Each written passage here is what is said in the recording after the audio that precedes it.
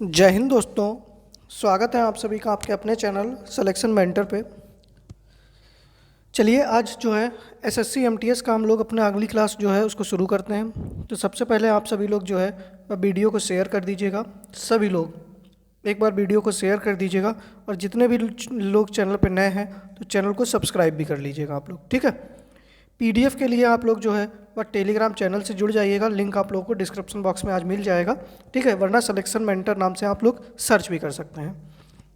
बाकी देखिएगा कल तक की पीडीएफ जो है वो सारी अपलोड कर दी गई हैं। आप लोग सारी पीडीएफ को देखकर अच्छे से अपना रिवीजन कर लीजिएगा। एक बार क्लास देख लेंगे, एक बार पीडीएफ देख लेंगे, आप लोगों की हर चीज़ की तैयारी बड़े अच्छे से हो जाएगी, ठीक है। चलिए, अगर आप लोग सभी लोग तैयार हैं तो एक बार रेडी लिखिएगा, फिर क्लास जो है उसको शुरू किया जाए। एक बार आप लोग रेडी लिखिएगा, फिर क्लास को शुरू किया जाए। तैयार हैं सभी? चलिए, पहला प्रश्न है कि उदयपुर वन्यजीव अभयारण्य किस राज्य में स्थित है? बताइएगा।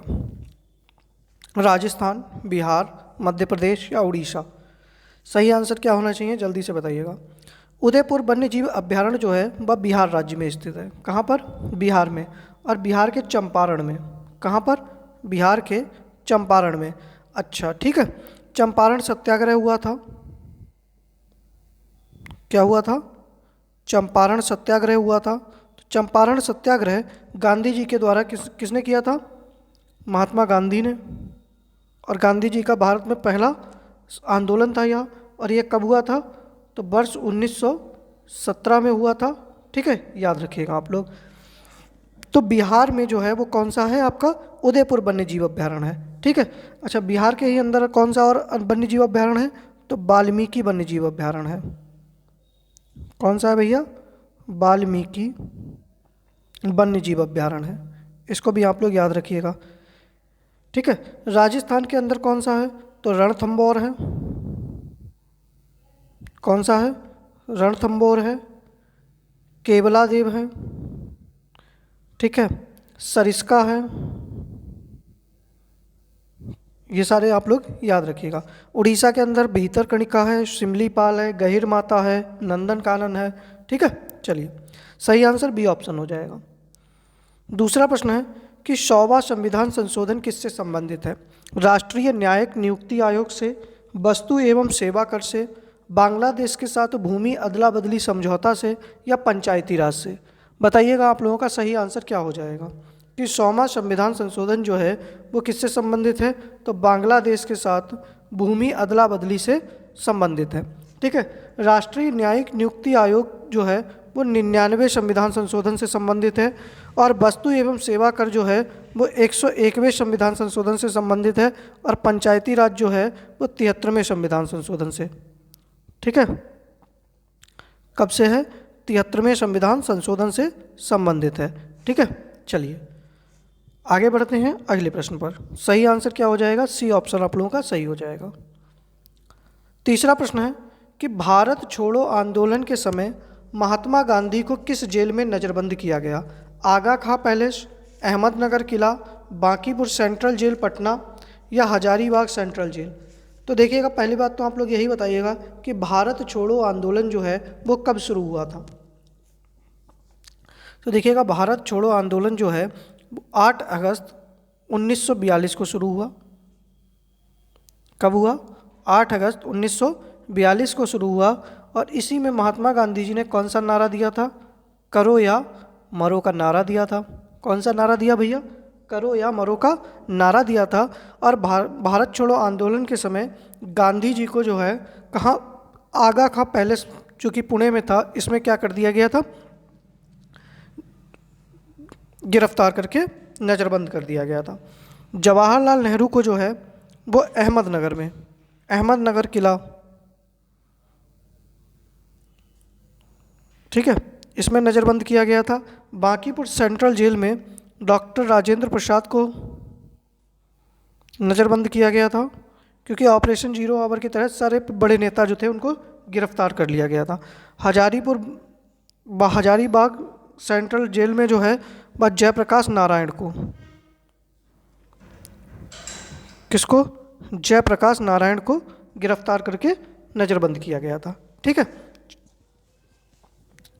आगे आप लोग बताइएगा कि क्रिप्स मिशन कब आया?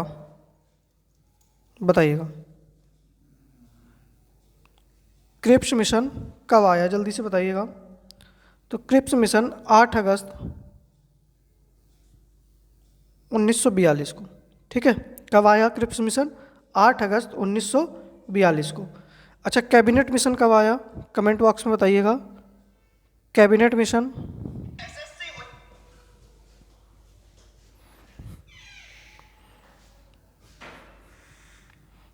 कैबिनेट मिशन कब आया?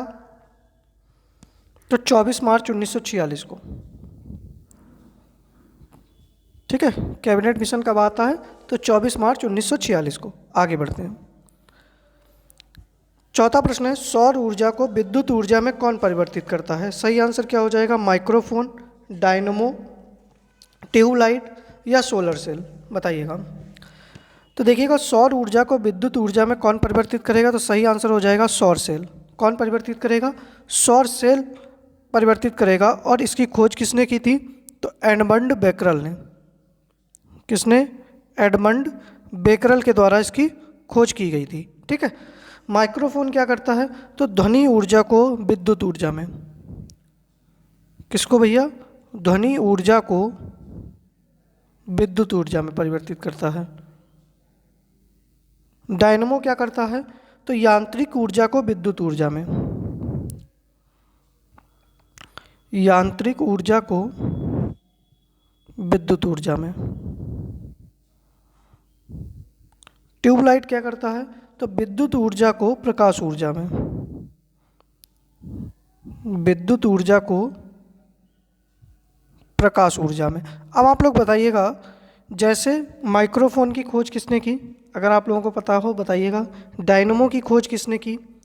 तो देखिएगा, माइक्रोफोन की खोज की है एडिसन के द्वारा। किसके द्वारा? एडिसन के द्वारा, ठीक है। डायनमो की खोज की थी माइकल फैराडे ने। किसने की है भैया? माइकल फैराडे ने खोज की, ठीक है। इसके साथ में ही जो ट्यूबलाइट है, इसकी खोज की है Peter Cooper habit. Peter Cooper habit ने खोज की, ठीक है। याद रखिएगा आप लोग, ठीक है। चलिए आगे बढ़ते हैं अगले प्रश्न पर। सही आंसर डी ऑप्शन हो जाएगा। पांचवा प्रश्न है कि माउस की खोज किसने की? Douglas Engelbart, Martin Cooper, James Simpson या फ्रैंक विटले? बताइएगा। सही आंसर आप लोगों का क्या हो जाएगा कि माउस जो है, ठीक है, माउस की खोज जो है वो किसके द्वारा की गई है? Douglas Engelbart, Martin Cooper, James Simpson या फ्रैंक विटले? तो देखिएगा, माउस की खोज जो है वह डगलस एंजलबर्ट ने की है। ए ऑप्शन सही हो जाएगा, ठीक है। जो मार्टिन कूपर हैं, इन्होंने मोबाइल फ़ोन की खोज की। किसकी खोज की भैया? मोबाइल फ़ोन की। जेम्स सिम्पसन जो हैं, इन्होंने क्लोरोफॉर्म की खोज की। किसकी? क्लोरोफॉर्म की। और फ्रैंक विटले जो हैं, इनके द्वारा जेट इंजन की खोज की गई। किसकी? जेट इंजन की खोज की गई, ठीक है। अब आप लोग जरा कमेंट बॉक्स में बताइएगा, रक्त परिसंचरण तंत्र की खोज किसने की? बताइएगा। रक्त परिसंचरण तंत्र की खोज किसने की? इसके साथ में हेलीकॉप्टर की खोज किसने की? सारे पढ़ाए हुए हैं, ठीक है। हवाई जहाज की खोज किसने की? हेलीकॉप्टर और हवाई जहाज में अंतर है, ठीक है। इसके साथ में आप लोग ग्रामोफोन की खोज किसने की? बताइएगा। सही आंसर आप लोगों का क्या होना चाहिए? और टेलीफोन की खोज किसने की? तो देखिएगा, रक्त परिसंचरण तंत्र जो है, इसकी खोज किसने की है? तो विलियम हार्वे ने की। किसने की है? विलियम हार्वे ने की है। मैं पेन बदल के लिखे दे रहा हूँ। हेलीकॉप्टर जो था, इसकी खोज की थी ब्रेगेट ने। किसने? ब्रेगेट ने। और हवाई जहाज की खोज की थी राइट ब्रदर्स ने, ठीक है। याद रखिएगा। ग्रामोफोन की खोज किसने की थी? एडिसन ने। और टेलीफोन की खोज किसने की? तो ग्राहम बेल ने। किसने की भैया? ग्राहम बेल ने, ठीक है। चलिए आगे बढ़ते हैं अगले प्रश्न पर। सही आंसर ए ऑप्शन हो जाएगा। छठा प्रश्न आता है कि मनिहारी का युद्ध कब हुआ? अक्टूबर 1756, मई 1555, जून 1757 या जनवरी 1565? बताइएगा। तो देखिएगा, मनिहारी का युद्ध जो होता है वो अक्टूबर 1756 में होता है। किसके किसके मध्य? तो सिराजुद्दौला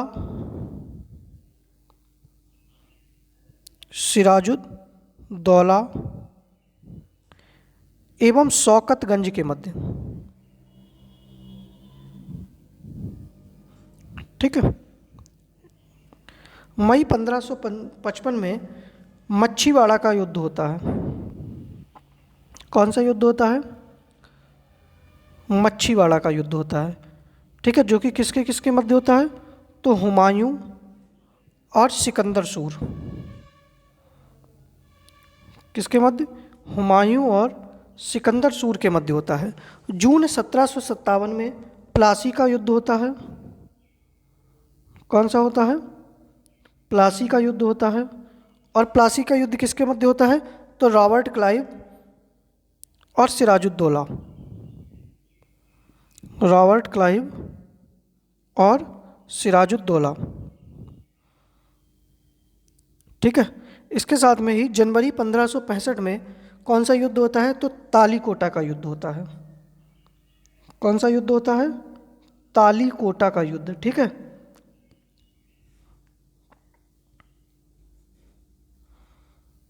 तालीकोटा का युद्ध होता है। और तालीकोटा का युद्ध में कौन होता है? तो विजयनगर साम्राज्य का शासक होता है, वो लड़ता है, और दक्कन साम्राज्य एवं दक्कन। ठीक है। और इसी तालीकोटा के युद्ध को ही हम लोग क्या कहते हैं? तो राक्षसी तांगड़ी का युद्ध भी कहते हैं। राक्षसी तांगड़ी का युद्ध भी कहते हैं, याद रखना। ठीक है। चलिए, इसके साथ में ही अच्छा आप लोग बताइएगा कि बेदरा का युद्ध कब होता है? बेदरा का युद्ध तो देखिएगा 1759 में होता है। किसके मध्य? डचों एवं अंग्रेजों के मध्य। ठीक है, याद रखना। आगे बढ़ते हैं अगले प्रश्न पर। सही आंसर ए ऑप्शन हो जाएगा। सातवां प्रश्न है कि धूसर क्रांति किससे संबंधित है? तिलहन उत्पादन, चमड़ा उत्पादन, मत्स्य उत्पादन या उर्वरक उत्पादन? बताइएगा कि धूसर क्रांति जो है वह किससे संबंधित है? तो सही आंसर हो जाएगा उर्वरक उत्पादन से। किससे संबंधित है? उर्वरक उत्पादन से संबंधित है। ठीक है। तिलहन उत्पादन, पीली क्रांति। कौन से हो जाएगा? पीली क्रांति। चमड़ा उत्पादन से कौन सी संबंधित है? तो भूरी क्रांति। कौन सी संबंधित है भैया? तो भूरी क्रांति संबंधित है। मत्स्य उत्पादन से कौन सी संबंधित है? तो नीली क्रांति है। कौन सी है? नीली क्रांति है। ठीक है। इसके साथ में ही अब आप लोग बताइएगा कि गुलाबी क्रांति किससे संबंधित है? और मैंने उस दिन पूछा भी था एक प्रश्न इससे कि इसके जनक कौन है? बताइएगा। गुलाबी क्रांति तो देखिएगा प्याज से संबंधित है और झींगा उत्पादन से। किससे? प्याज और झींगा उत्पादन से। और मैंने बताया था इसके जनक हैं दुर्गेश पटेल। ठीक है। रजत क्रांति से कौन संबंधित है? तो अंडा उत्पादन से। किससे है? अंडा उत्पादन से। ठीक है। रजत फाइबर क्रांति किससे संबंधित है? बताइएगा। रजत फाइबर क्रांति तो कपास से। किससे संबंधित है भैया? कपास से। श्वेत क्रांति किससे संबंधित है? दुग्ध से। किससे है? दूध से। लाल क्रांति किससे संबंधित है? इसके जनक विशाल तिवारी। लाल क्रांति तो मांस और टमाटर से। किससे संबंधित है? मांस और टमाटर से संबंधित है। ठीक है। चलिए, सही आंसर डी ऑप्शन हो जाएगा। अगला प्रश्न है कि हड़प्पा सभ्यता का सबसे दक्षिणी स्थल कौन सा है? बताइएगा। मांडा, आलमगीरपुर, दैमाबाद या शुतकांगेडोर? बताइएगा। सही आंसर आप लोगों का क्या हो जाएगा? जल्दी से बताइएगा। तो देखिएगा, हड़प्पा सभ्यता का सबसे उत्तरी स्थल कौन सा है? मांडा है। सबसे दक्षिणी स्थल दैमाबाद है। तो सही आंसर आप लोगों का क्या हो जाएगा? बी ऑप्शन हो जाएगा। ठीक है, सबसे पूर्वी स्थल आलमगीरपुर है और सबसे पश्चिमी स्थल सुत कांगेडोर है। क्या है भैया? सुत कांगेडोर है। अच्छा, आगे बताइएगा इसी में, मांडा कहाँ पर है? तो जम्मू कश्मीर में है। कहाँ पर है? जम्मू कश्मीर में। दैमाबाद कहाँ पर है? तो महाराष्ट्र में। आलमगीरपुर कहाँ पर है? तो उत्तर प्रदेश में। और सुतकांगेडोर कहाँ पर है? तो बलूचिस्तान में। ठीक है, चलिए आगे बढ़ते हैं अगले प्रश्न पर। सही आंसर बी ऑप्शन हो जाएगा। नवा प्रश्न है कि निम्न में से किस शासक को कुणिक कहा जाता था? बिंबिसार, अजातशत्रु, महापद्मनंद या बिंदुसार? बताइएगा सही आंसर आप लोगों का क्या हो जाएगा कि कौन सा शासक था जिसको कुणिक कहा जाता था? तो सही आंसर हो जाएगा अजातशत्रु। किसको? अजातशत्रु को। ठीक है, बिंबिसार को श्रोणिक कहा जाता था। क्या कहा जाता था? श्रोणिक कहा जाता था, और यह हर्यक वंश का संस्थापक था। क्या था? हर्यक वंश का संस्थापक था। बिंबिसार का ही बेटा कौन था? अजातशत्रु था। ठीक है, और जो कि महावीर और गौतम बुद्ध का समकालीन था। महावीर स्वामी एवं गौतम बुद्ध का समकालीन।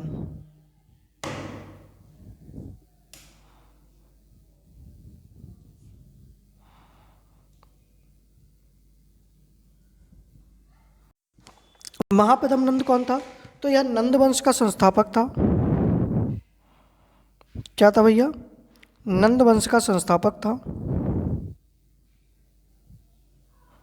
ठीक है, और इसके साथ में ही इसको क्या कहा जाता था? एकराट कहा जाता था। क्या कहा जाता था? एकराट कहा जाता था। सर्व छत्रांतक कहा जाता था। ठीक है, ये भी याद रखिएगा। बिंदुसार यह मौर्य वंश का शासक था और चंद्रगुप्त मौर्य का पुत्र था। आजीवक संप्रदाय को मानता था, अशोक का पिता था। ठीक है, और इसको अमित्र घात के नाम से जानते थे।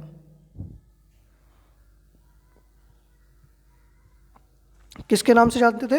अमित्र घात के नाम से। ठीक है, चलिए 10वां प्रश्न है कि पीएम गति शक्ति मल्टी मॉडल जलमार्ग शिखर सम्मेलन नवंबर 2022 में कहाँ संपन्न हुआ?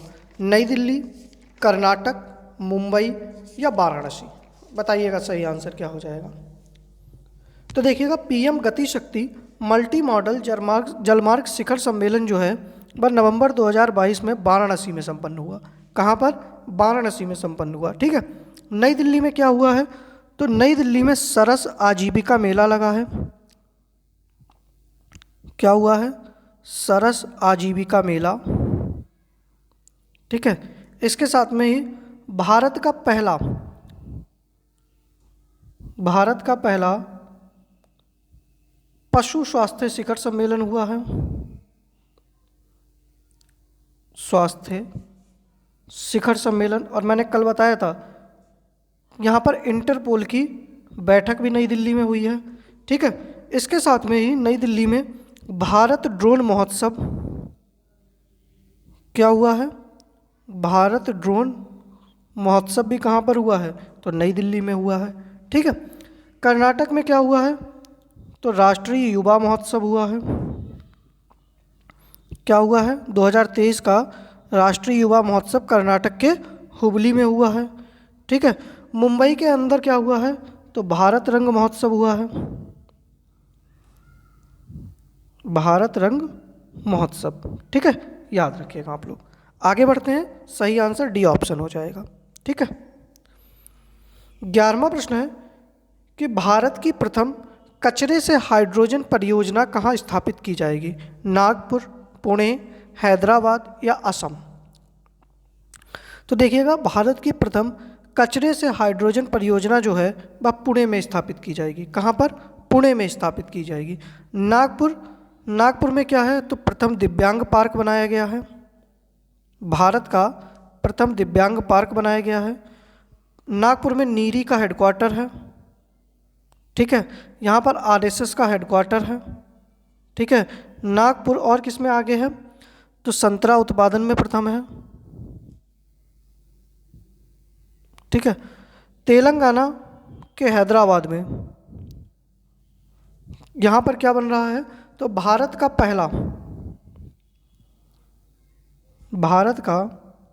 पहला कोयले से मेथनॉल बनाने का संयंत्र लगाया गया है,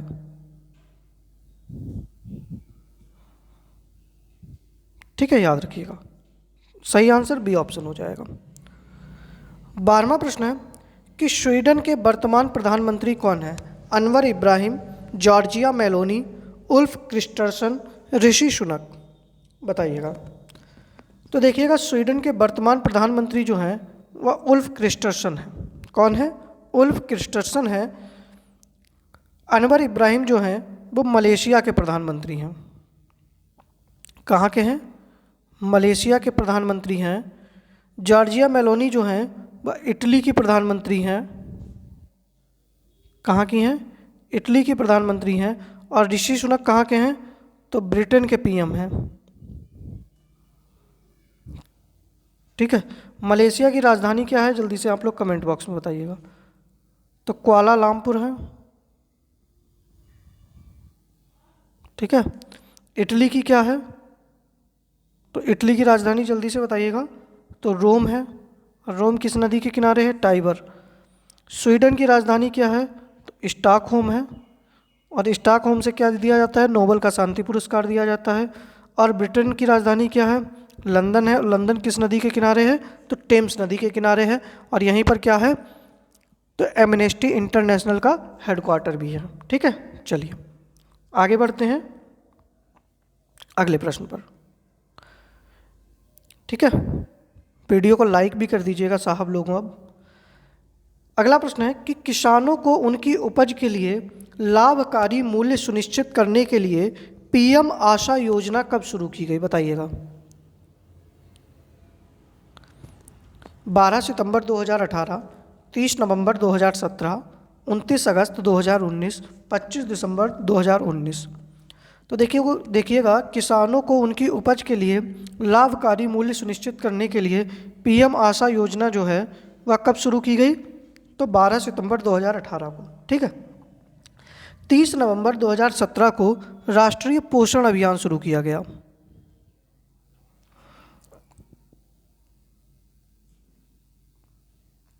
क्या शुरू हुआ? राष्ट्रीय पोषण अभियान। 29 अगस्त 2019 को फिट इंडिया मूवमेंट शुरू हुआ।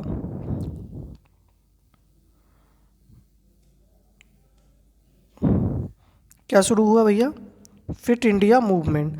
और 25 दिसंबर 2019 को जो है वह अटल भूजल योजना शुरू हुई।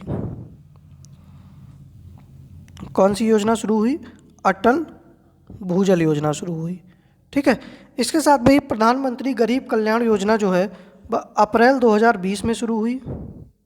कब शुरू होती है? अप्रैल 2020 में। और प्रधानमंत्री कुसुम योजना जो है आपकी वह कब शुरू होती है? तो मार्च 2019 में। कब शुरू हुई? मार्च 2019 में, ठीक है। एक बार आप सभी चीज़ें को नोट कर लीजिएगा। आगे बढ़ते हैं। 14वां प्रश्न है कि अंतर्राष्ट्रीय शतरंज दिवस कब मनाया जाता है? मैंने कई सारे ऑप्शन लिख दिए हैं, ठीक है। इनमें से जो आपको पता हो वह बता दीजिएगा।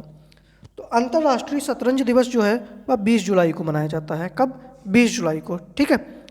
28 जुलाई को विश्व हेपेटाइटिस दिवस।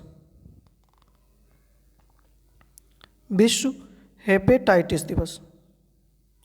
3 अक्टूबर को कौन सा दिवस मनाते हैं हम लोग? तो अंतर्राष्ट्रीय प्रकृति दिवस।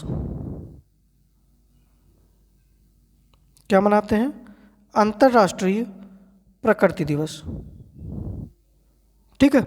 4 अक्टूबर को हम लोग क्या मनाते हैं? जल्दी से बताइएगा। तो विश्व पशु कल्याण दिवस। विश्व पशु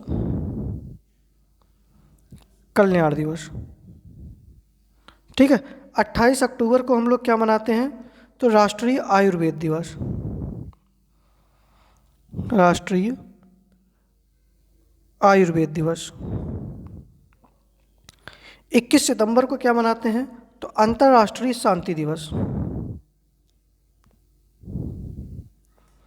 अंतर्राष्ट्रीय शांति दिवस। बाकी अगर आप लोगों के मन में कोई दिवस आ रहा हो तो उसको भी आप लोग लिख सकते हैं। और 23 अप्रैल को हम लोग क्या मनाते हैं, तो विश्व पुस्तक दिवस। ठीक है, अगर आप लोगों के मन में कोई आ रहा है तो आप लोग भी लिख सकते हैं। ठीक है, बाकी आप लोग बताइएगा आप लोगों को वीडियो वगैरह जो है वो कैसी लग रही है। पहले इसका सही आंसर तो 20 जुलाई हो जाएगा। ठीक है, याद रखना। आगे बढ़ते हैं। अच्छा, 2 दिसंबर को कौन सा दिवस मनाते हैं, जल्दी से बता दीजिएगा।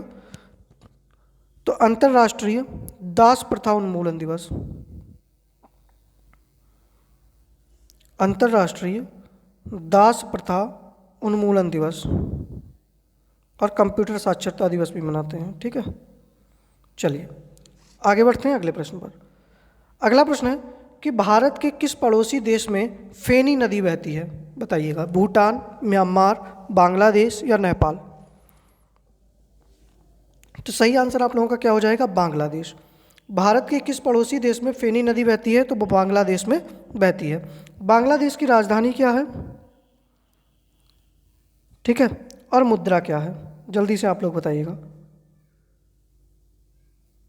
तो राजधानी क्या है, ढाका है, और मुद्रा क्या है, टका है। क्या है भैया, टका है। ठीक है, देखिएगा बांग्लादेश कब बना या स्वतंत्र हुआ, तो 26 मार्च 1971 को। कब बनता है, 26 मार्च 1971 को। यहाँ का राष्ट्रीय खेल क्या है, तो कबड्डी है। राष्ट्रीय खेल क्या है, कबड्डी है। ठीक है, भारत के साथ सर्वाधिक सीमा लगती है। भारत के साथ सर्वाधिक सीमा स्पर्श करता है, कितनी, 4096 किलोमीटर। ठीक है, इसके साथ में ही आप लोग बताइएगा कितने राज्य सीमा स्पर्श करते हैं, तो 5। कौन कौन सा, पश्चिम बंगाल, असम, मेघालय, त्रिपुरा